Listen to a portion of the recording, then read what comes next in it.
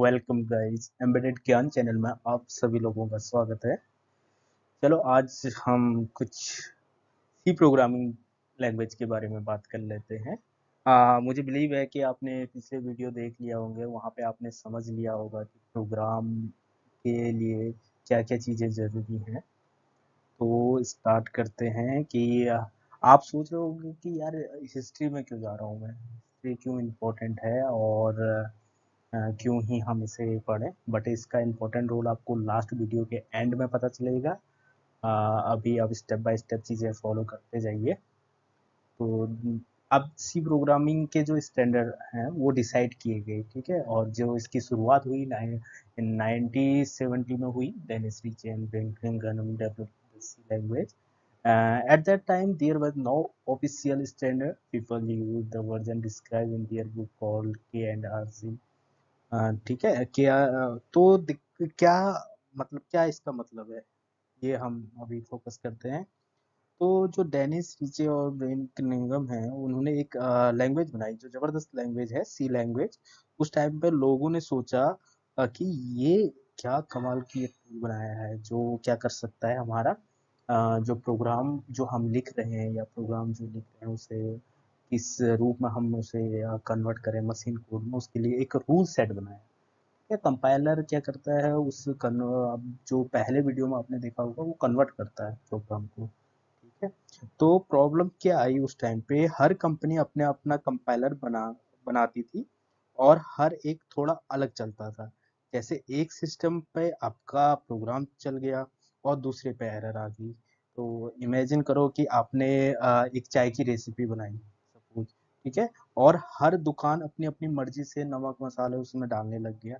तो उसमें क्या रिजल्ट क्या मिलेगा आपको, सोचिए जरा। तो जो हाँ टेस्ट है वो हर जगह पर अलग अलग हो जाएगा। तो उसी तरह से इन लोगों ने क्या किया, फिर उसके लिए सी के लिए एक स्टैंडर्ड सेट करना शुरू किया, ठीक है। जो पहला जो स्टैंडर्ड आया था, यहाँ पे मैंने जैसे बताया कि प्रॉब्लम क्या आई थी कि every compiler developer implement C in their own way, so the code was not portable. मतलब अगर एक सिस्टम में ये चल रहा है तो अगला सिस्टम उसे कुछ ना कुछ एरर थ्रो कर रहा है। तो इसलिए क्या रूल की रिक्वायरमेंट पड़ी हमें। आगे चलते हैं इसके बाद में। तो प्री स्टैंडर्ड जो अभी बताया 1997 में आया था, ठीक है। और उसे नॉन ऑफिशियल था तो KNRC बोलते हैं उसको, जो स्टैंडर्ड उस टाइम पे आया था।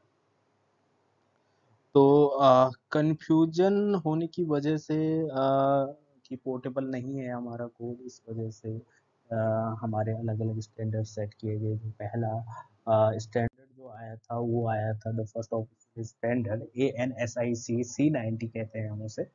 तो वहाँ पे स्टैंडर्ड पहले ये American National Standard Institute created the first official standard stabilising ANSI। तो आपको बस ये ध्यान रखना है कि हाँ C90 पहला जो स्टैंडर्ड आया था।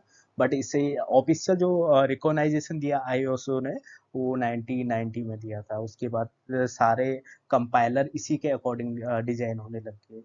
तो एक रूल बुक होनी बहुत जरूरी है। जैसे किसी लैंग्वेज बनी है उसमें ग्रामर का होना जितना जरूरी है, ग्रामर होगा तो सारे लोग उसी को फॉलो अप करते हैं। कितने लोग बोलते हैं कि मेन क्यों लिख दिया, ठीक है, प्रिंट क्यों लिख दिया है, ऐसे कुछ भी मतलब कुछ ना कुछ वो कॉम्प्लेक्स होता है, सिंटेक्स ऐसे ही क्यों लिखते हैं। तो वो एक स्टैंडर्ड सेट किया गया है कि आपको ऐसे फॉलो करना है, ठीक है। उसके बाद नेक्स्ट वीडियो में हम देखते हैं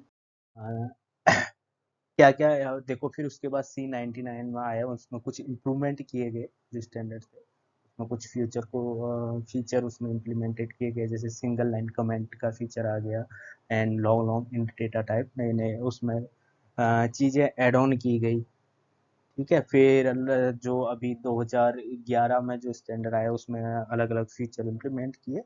तो आपको इस चीज़ों में बस एक ओवरव्यू टाइप का लेना है इन चीज़ों का कि क्या क्या हुआ था, स्टैंडर्ड सेट किए गए, फिर कंपाइलर का डिजाइन हुआ जिससे हमारा पोर्ट क्या हो गया, हमारा जो कोड है वो पोर्टेबल हो गया, ठीक है। और इसके आगे वाले हम कुछ, हाँ यहाँ पे जो मेन पॉइंट है यही है, इसी के लिए मैंने ये वीडियो भी बनाया था कि अंडरस्टैंड द बैकवर्ड कंपैटिबिलिटी।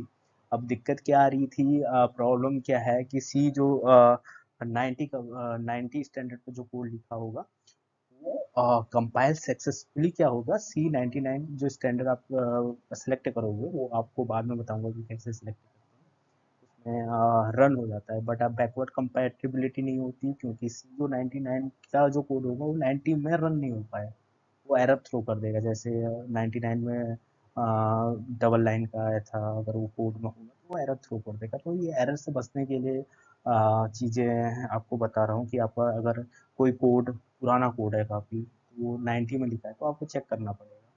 तो ये चीज़ें आपको ध्यान रखना है।